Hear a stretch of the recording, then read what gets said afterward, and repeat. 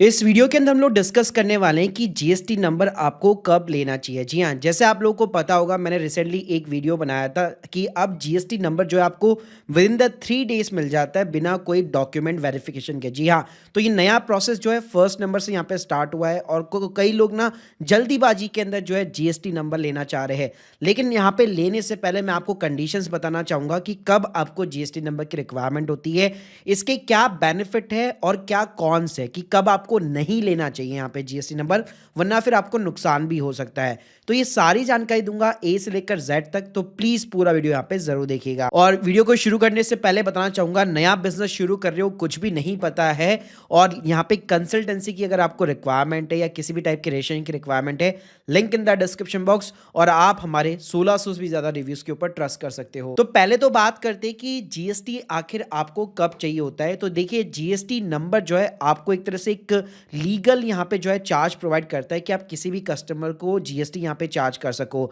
साथ में यहाँ पे जो है इनपुट टैक्स क्रेडिट भी आप ले सकते हैं। उसका एक बेस्ट एग्जांपल समझाता हूँ। मान लो आप एक रिटेलर या फिर होलसेलर हो, आप मैन्युफैक्चरर से एक प्रोडक्ट खरीदते हो 1000 रुपए का, उस पर मान लीजिए 18% जीएसटी लगता है, यानी 1180 रुपए हो गया।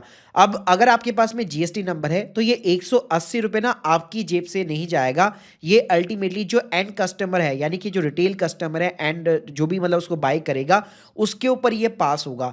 लेकिन अगर आपके पास में जीएसटी नंबर नहीं है तो ये 1180 रुपए भाई आपकी कॉस्ट यहाँ पे बन जाएगी, आपके मार्जिन के ऊपर इम्पैक्ट आएगा। और इसी के साथ में कई बार तो लोग डील ही नहीं करते अगर आपके पास में जीएसटी नंबर नहीं है तो पहले यहाँ पे मैं आपको क्लियर करना चाहूंगा कि अगर आप नया बिजनेस भी यहाँ पे शुरू कर रहे हो और स्टार्टिंग में जैसे आप लैपटॉप बाय करते हो या कुर्सी वगैरह बाय करते हो, फर्नीचर वगैरह यहाँ पे लेते हो, या कोई भी चीज़ बिजनेस पर्पज के लिए यूज़ में लेते हो, तो यहाँ पे जितना भी आपका जीएसटी लगता है, चाहे मोबाइल फ़ोन हो गया, लैपटॉप हो गया, या कोई भी चीज़ हो गई, उसका जीएसटी का टैक्स क्रेडिट भी आप तभी क्लेम कर सकते हो जब आपके पास में जीएसटी नंबर है।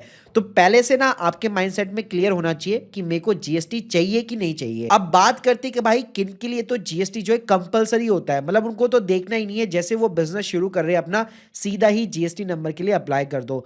तो पहले होती है टर्नओवर की थ्रेशोल्ड लिमिट, यानी जब आप बिजनेस शुरू कर रहे हो तो आप देखो कि पूरे साल भर के अंदर मेरा कितना टर्नओवर या कितनी मेरी सेल होने वाली है। तो अगर यहाँ पे मैं गुड्स की बात करूँ तो ये सिंपल सी 40 लाख रुपए की लिमिट है, यानी कि अगर आप 40 लाख की लिमिट को क्रॉस करते हो तो विद इन द 30 डेज आपको जीएसटी नंबर लेना पड़ता है। वहीं पे अगर आप एक सर्विस बेस्ड बिजनेस के अंदर हो तो ये लिमिट आपके लिए 20 लाख रुपए की बन जाती है। इसके अलावा कुछ नॉर्थन ईस्टर्न स्टेट जो हिली स्टेट्स होते हैं, वहां पे अगर मैं ये थ्रेशोल्ड लिमिट की बात करूं तो यहाँ पे गुड्स के केस में 40 की जगह 20 है और सर्विस के केस में यहाँ पे 20 की जगह 10 लाख की लिमिट है।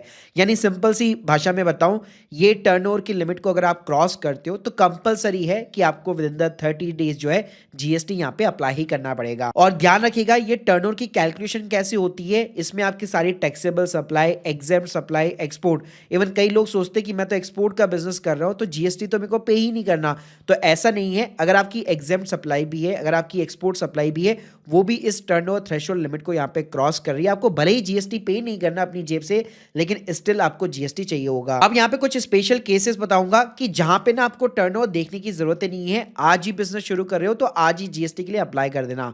पहली चीज है simple C inter state supply, यानी मान लीजिए अगर मैं राजस्थान से बिलोंग करता हूं, तो अगर मैं दिल्ली के अंदर माल बेचना चाहता हूं या किसी और अदर स्टेट के अंदर माल बेचना चाहता हूं, तो मेरे को डे 1 से ही जीएसटी यहाँ पे लगेगा, जीएसटी नंबर मेरे को लेना पड़ेगा।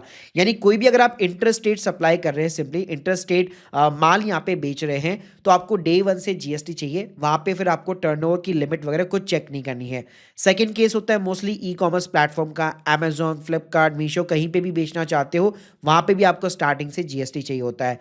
इसके अलावा होता है रिवर्स चार्ज मैकेनिज्म, जहां पे आपको खुद यहाँ पे जो है एज ए रिवर्स चार्ज जो है टैक्स पे करना पड़ता है, तो उस केस में भी आपको स्टार्टिंग से जीएसटी चाहिए होता है। तो मेजरली फर्स्ट और सेकंड वाली कंडीशन आप चेक कीजिए, अगर आप फॉल करते हो तो टर्नओवर को नहीं देखना है, सीधा डे 1 से आप जीएसटी अप्लाई कर दो। अब मैं सबसे पहले ना बेनिफिट की बात करूंगा कि मान लो कोई वॉलंटरी बेसिस पे जीएसटी ले भी लेता है कि अब तो 3 दिन का है, ठीक है, सीधा आपने अप्लाई किया, जीएसटी आपको मिल जाता है, तो उसका मेजरली एडवांटेज क्या मिलेगा।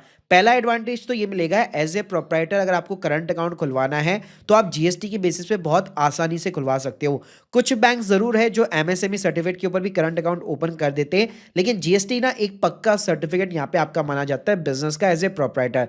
इसके अलावा मान लीजिए आपको बिजनेस लोन की रिक्वायरमेंट है, सीसी क्रेडिट लिमिट यहाँ पे चाहिए, तो मोस्टली बैंक्स जो है आपके जीएसटी के टर्नओवर के बेसिस पे ये चीजें असाइन करते हैं। इवन भाई जो गवर्नमेंट का भी पोर्टल है पीएसबी लोन इन 59 मिनट्स वाला, वहां पे भी जो है सीधा जीएसटी पोर्टल के साथ में लिंक होता है, पूरा आपका टर्नओवर फैच कर लेता है और ऑनलाइन ही आपको जो है क्रेडिट लिमिट यहाँ पे पास कर देता है। तो अगर आपको कोई भी भाई लोन की अगर रिक्वायरमेंट है फ्यूचर के अंदर भी, तो डे वन से अगर आपके पास में जीएसटी नंबर है, प्रॉपर आप सारे अपने रिकॉर्ड्स वगैरह मेंटेन करते हो, प्रॉपर अगर आप जीएसटी रिटर्न फाइल करते हो, अपना टर्नओवर प्रॉपर तरीके से दिखाते हो, आपके हायर चांसेस हो जाते हैं आपको लोन मिलने के।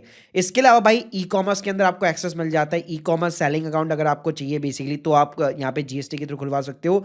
और इतना ही नहीं, Amazon फ्लिपकार्ट पे कई लोगों को नहीं मालूम अलग से एक बिजनेस अकाउंट खुलता है। जैसे आप देख सकते हो ये मेरा कंपनी के नाम पे बिजनेस अकाउंट खुला हुआ है, यानी कि अगर मैं कोई भी लैपटॉप वगैरह कोई भी बिजनेस पर्पस के लिए कोई भी चीज यहाँ पे बाय करता हूँ जो मेरे बिजनेस के काम में आने वाली है, तो कोई भी अगर आप प्रोडक्ट की प्राइसिंग देखोगे ना तो यहाँ पे आप देख सकते हो मेरे को दो दो प्राइसिंग दिखाता है। जैसे आप देख सकते हो ये लैपटॉप मेरे को 30,000 का पड़ेगा, ना कि 35,000 रुपये का, क्योंकि इतने का मेरे को ना जीएसटी का इनपुट टैक्स क्रेडिट मिल जाता है।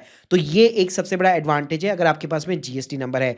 इसके अलावा यहाँ पे बैंक से क्यूआर कोड चाहिए, पेमेंट गेटवे चाहिए, पीओएस मशीन वगैरह लगानी है, तो वहां पे भी कई बार आपको जीएसटी नंबर चाहिए होता है। अब बात करते हैं कि लेट सपोज अगर हमने जीएसटी नंबर अप्लाई कर दिया तो उसके क्या डिसएडवांटेज है, क्या कॉन्स है। तो देखो कॉन्स की अगर मैं बात करूं तो पहला कॉन्स तो ये है कि उसकी कंप्लायंस की एक कॉस्ट है। आज आपने मान लीजिए 3 दिन के अंदर जीएसटी नंबर ले भी लिया, लेकिन उसके बाद में आपको क्वार्टरली और मंथली बेसिस पे रिटर्न यहाँ पे फाइल करनी पड़ेगी। और यहाँ पे एक और चीज मैं बताना चाहूंगा, ऐसा नहीं है कि अगर आप बिजनेस नहीं चला रहे तो आपको रिटर्न फाइल नहीं करनी पड़ेगी। इवन अगर आप बिजनेस नहीं भी चला रहे, आपने बस जीएसटी नंबर लेके रख दिया खाली, ठीक है, तो उसके बावजूद भी जो है आपको क्वार्टरली और मंथली बेसिस पे यहाँ पे रिटर्न फाइल करनी पड़ेगी। रिटर्न फाइल नहीं करोगे तो पेनल्टी लग जाती है भाई। टैक्सेबल रिटर्न्स की जो है 50 रुपये पर डे की पेनल्टी है। निल रिटर्न्स की भी जो है बिजनेस नहीं कर रहे तो भी यहाँ पे 20 रुपये पर डे की पेनल्टी यहाँ पे लगना शुरू हो जाती है अगर आप टाइम के ऊपर रिटर्न फाइल नहीं करते।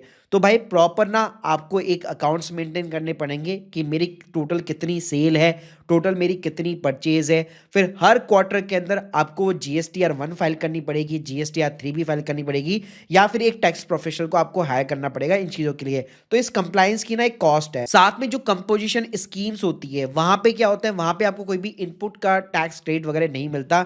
जैसे अभी मैंने आपको एग्जांपल बताया कि मेरे को 30,000 के अंदर आसानी से लैपटॉप पड़ सकता है, लेकिन अगर आपके पास में कंपोजिशन स्कीम है तो जितना भी आपका टर्नओवर होगा उसका 1% सिंपली नॉर्मली आपको जीएसटी पे करना पड़ता है, लेकिन उस केस में कोई भी आपको as a input tax credit आपको बिल्कुल नहीं मिलता। तो देखिएगा इस अगर मैं सिंपली समराइज करना चाहूं, पहला काम आपको क्या करना है, पहले अपने आप टर्नओवर की थ्रेशोल्ड लिमिट चेक करो, और इंटर स्टेट सप्लाई कर रहे हो, ई कॉम वगैरह कर रहे हो, तो डे 1 से आप जीएसटी नंबर डेफिनेटली अप्लाई कर सकते हो। और अप्लाई करने के पहले बेनिफिट्स और कॉन्स यहाँ पे जरूर जान लेना, उसी के बाद में यहाँ पे अप्लाई करना। बाकी गाइस अप्लाई कैसे करना है स्टेप बाय स्टेप वीडियो मैंने ऑलरेडी यहाँ पे क्रिएट कर रखा है, लिंक दे दूंगा इन द डिस्क्रिप्शन बॉक्स। बाकी अगर आप पेड सर्विस वगैरह लेना चाहते हैं तो उसकी लिंक भी मैंने प्रोवाइड कर रखी है। Thank you guys, thank you very much.